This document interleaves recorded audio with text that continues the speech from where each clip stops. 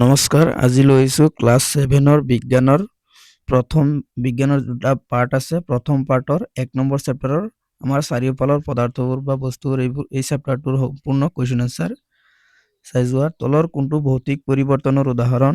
কাঠ জ্বলোৱা, লোত মামৰ দ্বাৰা, বৰফ গলি যোৱা, গাখীৰ টেঙা হৈ যোৱা। এইটো আনসাৰ হ'ব বৰফ গলি যোৱা এটা ভৌতিক পৰিৱৰ্তন। তাৰপিছত আছে তলৰ কোনটো ৰাসায়নিক পৰিৱৰ্তন?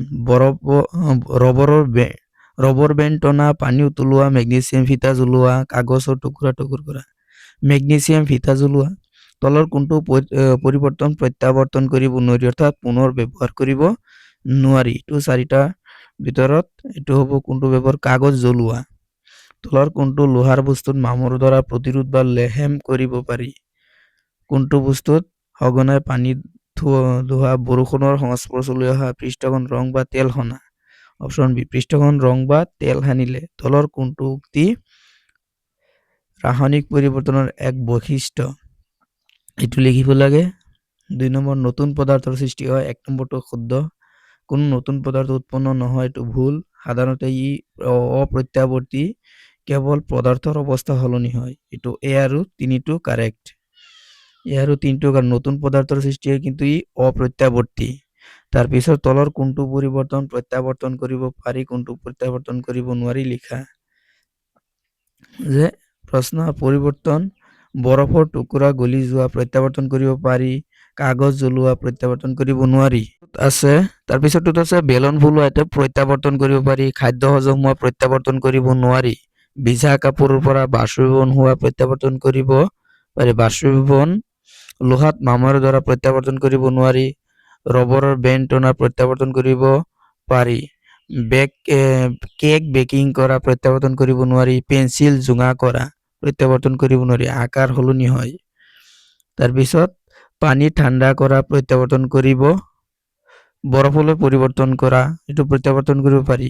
তলত দিয়াবোৰ শুদ্ধ নে অশুদ্ধ? যদি শুদ্ধ সেইটো শুদ্ধকৈ লিখা। যে পানী বৰফ হোৱাটো এটা ৰাসায়নিক পৰিৱৰ্তন নহয়, এইটো ভৌতিক পৰিৱৰ্তন, অশুদ্ধ এইটো। তাৰপিছতো চোৱা, 2 নম্বৰ, কাঠ জ্বলালে ছাই, কাৰ্বন ডাই অক্সাইড, জলীয় বাষ্প আদি নতুন পদাৰ্থ উৎপন্ন হয়, এইটো শুদ্ধ। এইকেইটা মোষ্ট ইম্পৰ্টেণ্ট আহিব। কাগজ ফাটি যোৱা এটা ভৌতিক পৰিৱৰ্তন, শুদ্ধ। আৰু পানী ভাপ হোৱাটো এটা ৰাসায়নিক পৰিৱৰ্তন নহয়, এইটো অশুদ্ধ, এইটো এটা ভৌতিক পৰিৱৰ্তন। তাৰপিছত আছে, তাৰপিছত কি আছে?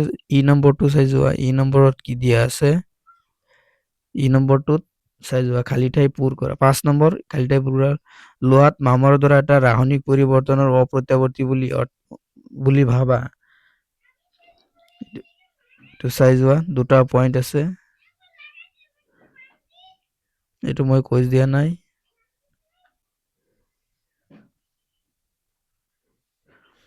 ইম্পৰ্টেণ্ট হয়। কাগজ ফালি পেলোৱা। 6 নম্বৰ, কাগজ ফালি পেলোৱা এটা কাগজ জ্বলোৱা একেধৰণৰ পৰিৱৰ্তন নেকি? কাৰণ দৰ্শোৱা। নহয়, দুটা একেধৰণৰ পৰিৱৰ্তন নহয়। কাগজ ফালি পেলোৱা এটা ভৌতিক পৰিৱৰ্তন। ইয়াত কাগজখনৰ কেৱল আকাৰহে পৰিৱৰ্তন ঘটে, কোনো নতুন পদাৰ্থ সৃষ্টি নহয়। কাগজ জ্বলোৱা এটা ৰাসায়নিক পৰিৱৰ্তন, কাৰণ কাগজখন জ্বলিলে ছাই, কাৰ্বন ডাই অক্সাইড আদি সম্পূৰ্ণ নতুন পদাৰ্থ সৃষ্টি হয় আৰু ইয়াক পুনৰ আগৰ অৱস্থালৈ উভতাই আনিব পাৰি। মামৰ দ্বাৰা লোহাক পুনৰ লোহালৈ পৰিৱৰ্তন কৰিব পাৰিনে? মামৰ দ্বাৰা এটা প্ৰত্যাৱৰ্তী পৰিৱৰ্তন, অপ্ৰত্যাৱৰ্তী পৰিৱৰ্তন ব্যাখ্যা কৰা। নোৱাৰি।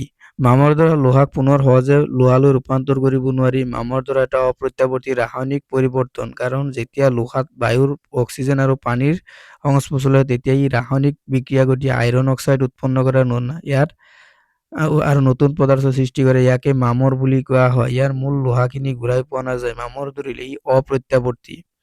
মমবাতি জ্বলোৱাৰ সময়ত মম গলা আৰু মম জ্বলোৱা দুয়োটা কাৰ্য একেলগে হয়। ইয়াৰ কোনটো ভৌতিক পৰিৱৰ্তন আৰু কোনটো ৰাসায়নিক পৰিৱৰ্তন আৰু কি? তাৰপিছত এইটো ভৌতিক পৰিৱৰ্তন, কোনো এটা ভৌতিক পৰিৱৰ্তন আৰু কোনটো ৰাসায়নিক পৰিৱৰ্তন আৰু কিয়? মম গলাটো এটা ভৌতিক পৰিৱৰ্তন, কাৰণ গলি যোৱা তৰল মমবাতিখিনি ঠাণ্ডা হলে পুনৰ কঠিন মমলৈ ৰূপান্তৰ হয়। ইয়াক কেৱল অৱস্থাৰ পৰিৱৰ্তন ঘটে, কোনো নতুন পদাৰ্থ উৎপন্ন নহয়। মম জ্বলা এটা ৰাসায়নিক পৰিৱৰ্তন, কাৰণ মমবাতিৰ শলিডাল আৰু মমবাতি জ্বলিলে কাৰ্বন ডাই অক্সাইড, জলীয় বাষ্প আৰু পোহৰ তাপ উৎপন্ন হয়। এই উৎপন্ন হোৱা গেছ আৰু শক্তিৰ পৰা পুনৰ মম ঘূৰাই পাব নোৱাৰি। তলৰ কাহিনীটো বা গল্পটো পঢ়িব লাগে। এইটো নালাগে, এইটো চাই যোৱা।